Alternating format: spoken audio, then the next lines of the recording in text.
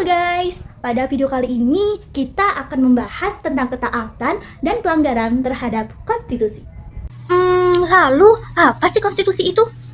Konstitusi itu adalah hukum dasar tertulis yang tertinggi di negara. Di Indonesia, konstitusi adalah Undang-Undang Dasar 1945. Semua orang wajib patuh, bahkan pemerintah. Lalu apa sih pelanggaran dan ketaatannya? Ayo kita bahas dan kita simak baik-baik. Jadi, contoh ketaatan terhadap konstitusi itu misalnya, yang pertama, pemerintah menyelenggarakan pemilu secara langsung, umum, bebas, rahasia, jujur, dan adil. Yang kedua, presiden dan wakil presiden dipilih sesuai aturan, lalu dilantik oleh MPR. Yang ketiga, warga negara bebas berpendapat melalui demo damai sesuai aturan hukum. Dan yang keempat, setiap orang mendapat pendidikan karena itu hak warga negara. Ketaatan ini penting supaya negara berjalan dengan tertib, adil, dan demokratis. Nah, selanjutnya yaitu pelanggaran konstitusi. Jadi pelanggaran konstitusi itu contohnya kayak korupsi yang dilakukan oleh pejabat negara, pemilih curang atau memanipulasi suara, terus diskriminasi terhadap suku, agama, juga ras tertentu.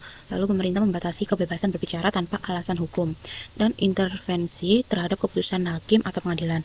Hal-hal ini yang melanggar Undang-Undang Dasar 1945 dan merugikan rakyat serta negara. Jadi pada intinya itu pelanggaran konstitusi adalah segala tindakan yang bertentangan dengan Undang-Undang Dasar 1945 baik oleh pemerintah maupun oleh warga negara yang mengabaikan prinsip keadilan, hak asasi manusia, dan juga supremasi hukum.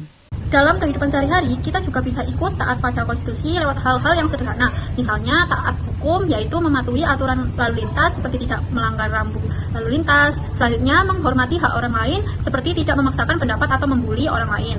Selanjutnya, yaitu melakukan musyawarah saat menyelesaikan musyawarah. Tidak melakukan kekerasan baik secara fisik maupun verbal, serta membayar pajak kalau sudah wajib karena itu bagian dari kewajiban warga negara.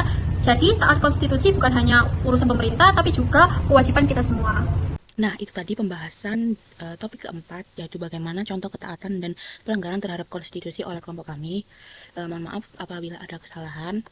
Sekian dari kelompok kami, terima kasih dan bye-bye.